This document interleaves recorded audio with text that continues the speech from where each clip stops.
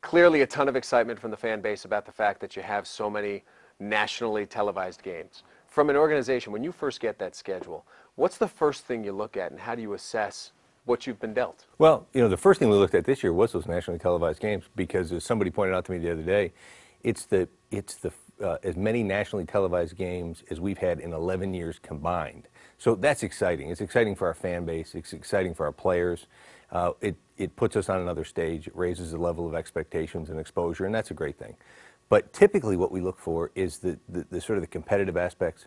Do we have back-to-back long road trips, which we don't this year? Do we have Lambeau in late December? We don't. It's early December. But at night. But at night, yeah. So you look at those kinds of anomalies that you try. Any 3-game road trips, we don't have those. But we do have all of our road trips are back-to-back to back-to-back. So it's, you look at some of the positives, you look at some of the negatives, and every year there's exactly that, positives and negatives to the schedule. This is a show about the draft. Everyone wants to know what it's like in that room. It has to be exciting, it has to be stressful, but describe what it is like and what the atmosphere, how it morphs over the course of draft night. Well, there's a lot of energy, clearly, but it's less stress than it is a positive energy, because all of the work, we've had 6,000 reports written by our scouts and our coaches. We've scouted almost 1,500 players. The immense amount of work that those scouts and those coaches do in really the fall months when the scouts are out on the road, and then certainly these last few months from the combine till now with all the medical information and everything that they do, the hay's in the barn, as we like to say, when it comes to draft night. Then it's just about getting those pieces into place, the fielding the calls with trades, making calls.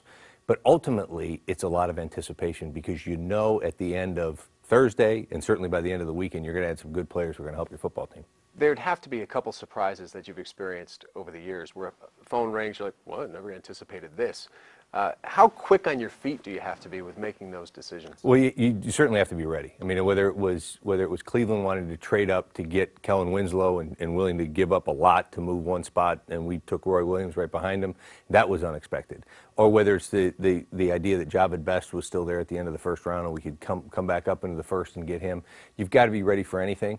But again, it's that amount of work that you put in leading up to the draft that makes you feel comfortable that you can deal with all those eventualities. Have you been flat out lied to on draft night? Oh, I think that the one thing you can count on on the draft and leading up to the draft is what you hear is not true.